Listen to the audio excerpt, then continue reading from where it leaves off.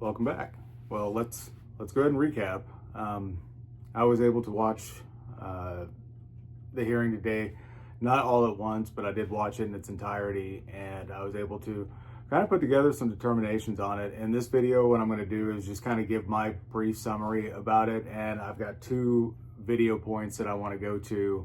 One of which is Dylan Borland's account, the U.S. veteran. I guess he was an experience, or he witnessed something there, and he gives a pretty bonkers description of what went down. So we'll touch on that, and also some of the surprises. One of the things that Burleson did was he kind of threw out a video that nobody's seen yet. It had been discussed when I mentioned that Jeremy Knapp and Corbell have not Jeremy Knapp, but George Knapp and Jeremy Corbell, when they have that podcast Weaponized, they had talked about this incident, but there was no video footage for it. But Burleson threw it up there, and they showed a video of an incident in the air with not only probably one of the clearest public videos of UFO from a military surveillance system that has been released. It shows the UFO being intercepted by a missile, and it shows the missile actually hitting it, not really causing damage, and kind of creating a debris field and seemingly taking it with it. So we're gonna review that video. Now, fortunately, this round has had a little bit better response than I think some of the previous incarnations. I felt like the one last year had kind of more heavy hitters as far as witnesses. This one was really more just factual based, like, hey, this is a thing that happened. Here's where we are with it, and here's kind of the trauma that I've suffered in my career or whatever it is for coming forth. And there's a lot of focus put on whistleblowers and the benefit that comes to the government from when whistleblowers actually blow the whistle. Because it's kind of painted as a negative thing, because generally we'll paint one side in a bad light, one side in a good light. And they talked about that a bit, and there was a couple moments where it got politicized, and I didn't really care for that too much, because for the most part, and they mentioned this in the actual hearing, it is about the most bipartisan thing that we've got going on in our government currently. So I don't really like seeing steps out to try to politicize it, but I understand the intent. But I think this is a focal point where one of the things I did like about it is they didn't start out like, hey, what if UFOs are real? I mean, it was starting out flat out, this is already an accepted fact, and we're moving forward with that. And that's a good place to be, because if that's the case, there's a lot of information that is not, well, it's been willingly disclosed or withheld, and kind of a shell game put in place to prevent people from getting the information they need. So the benefit to it being a little bit more kind of a little bit more flashy is I noticed this evening when I was finishing up watching the end of the hearing that it was already starting to pop on YouTube as far as clips from CBS and Forbes and all this and that from the hearing about specific things that happened. And George Knapp tells several stories. Like, he just came in there, like, they straight up, it seemed like it was going to be kind of a normal hearing at first, and then they asked George Knapp a question, and he was the only one that came in kind of like a boxer. I mean, I don't think it was intentional, but the lady, I think the district representative or the state representative kind of gave him an intro, and it was kind of like a boxing match. He gave him his propers before he came out, and they asked him questions, and he just went straight into it, like reverse engineering. They asked him, who would you best think which private company do you think would have this stuff? He was like, Lockheed. He flat out put out names. He's like, I wrote the rest down and I submitted it into the record. So there was a lot of what's normal conversation in the UFO community, but not on the mainstream. And that was kind of nice to see, but surprising. And for the most part, it did seem like they're going to find a way to move forward with at least the protection of the whistleblowers that come forward to tell the story, because it's kind of a thing where there's smoke, there's fire, and there's been smoke on this for decades, like for the past 80 years. So let's go ahead and jump into the video. I'm going to go ahead and hit play here. This is the representative, I believe it's Anna Luna, she is asking Dylan a question. I'm just going to go ahead and let it play, and we'll just watch it together. Mr. Borland, in your testimony, you described witnessing large triangular craft while stationed at Langley Air Force Base in 2012. Can you explain what you observed in terms of size, behavior, and why you're confident it was not conventional technology? Great question, ma'am. So on the base, I lived in the barracks. There was a little smoke pit outside. I was there on the telephone and looking across to the flight line, and I see a white light pop up and stop about 100 feet in the air. I thought it was a weather balloon. I've seen tests from there before, weeknight, normal thing, not surprising.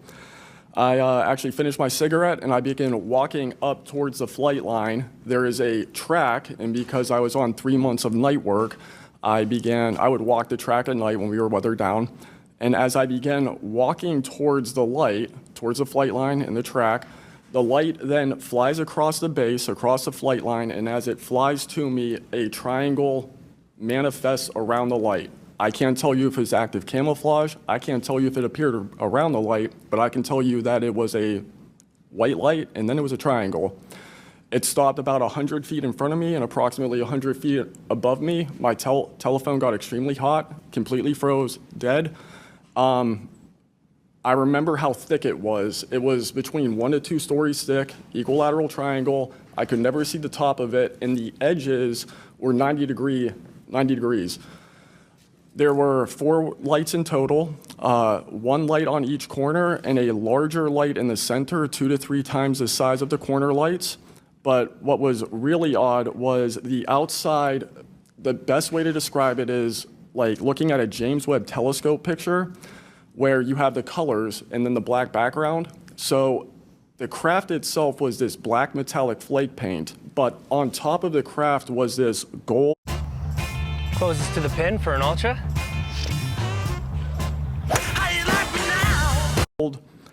Lava, plasma, some type of fluid going over and around the craft.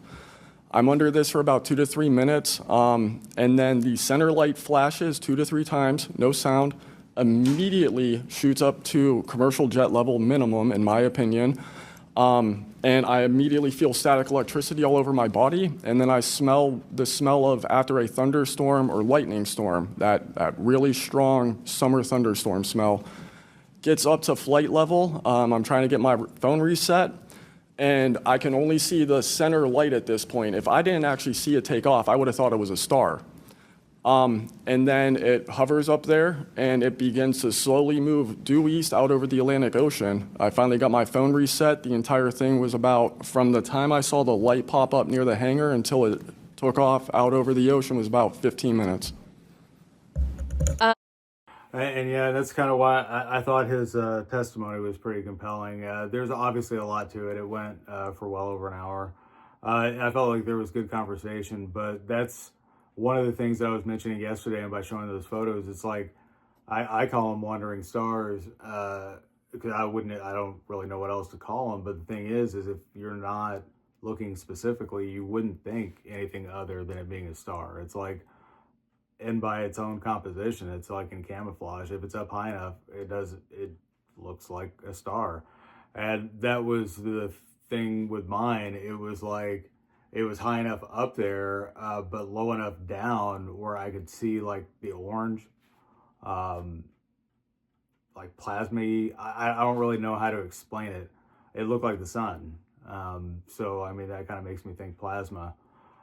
He had a very interesting description of it because it was down low enough where, I mean, he got to look at it really close. I don't know if we're looking at the same thing, but my takeaway was his kind of, if I didn't know better, it would be a star. That's often what I see is like, if I didn't know better, I would just think it would be a star. So yeah, that was that. And then the other one where Burleson gets to the video, he just kind of pops it out on everybody. And George Knapp did recount a tale, and he did an interview a little bit while back on it, and it was a really good interview. But after the Soviet Union collapsed, he went out to Russia and basically met with old KGB spies and all this and that. And it turns out Russia had like the largest UFO program out there, and he was able to somehow smuggle out a shit ton of documents that shouldn't have been smuggled out, and confirmed a lot of the things that he was talking about today in the hearing. And he mentioned that they asked him, what I think it was Burchett, was like, how in the world were you able to smuggle that out? And he was like, very carefully. It's actually really funny, and I'm not going to use that one today because I may find the interview from I heard it a couple of years ago, and it was an old interview. I think it was like an interview in the late '90s where he was talking about the harrowing tale back, and that's just by itself is bonkers. That might just be an episode by itself.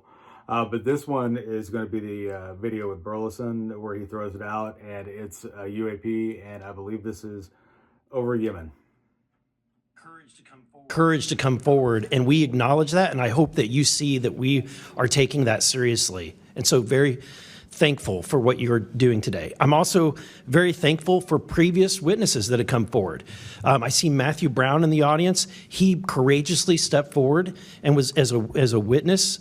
I encourage everybody to look and seek his testimony. I want to thank the people that came in our first hearing: Ryan Graves, David Grush, David Fravor, and in our second hearing, Admiral Gallaudet, Lou Elizondo, and Mr. Gold, and the many others that have come forward. We hear you, and it's time that we, enough is enough. It's time that we take action.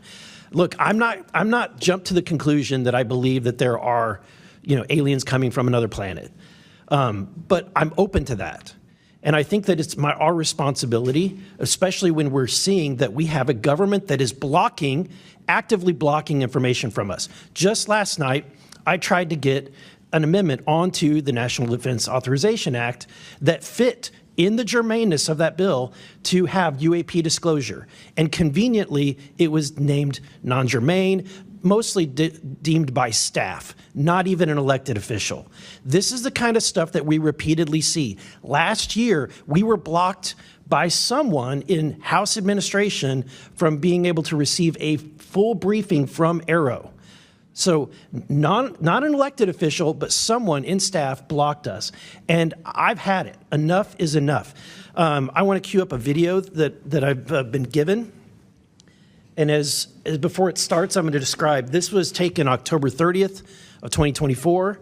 This video is of an MQ-9 drone tracking an orb, or this object, off the coast of Yemen. You'll see that another MQ-9 launched a Hellfire missile. You cannot see that drone. And so I'm not going to explain it to you. You'll see exactly what it does.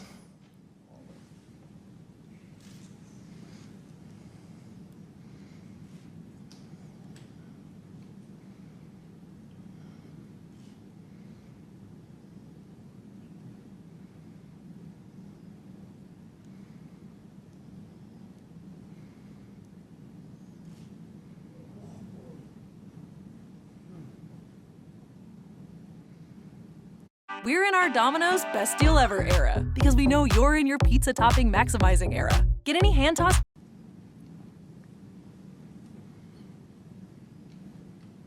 This is... That missile comes from the left side of the frame, and you see the impact to the UAP come up. There you go. And you see it didn't even come out of the altitude, and it's got a debris field that's seemingly staying with it.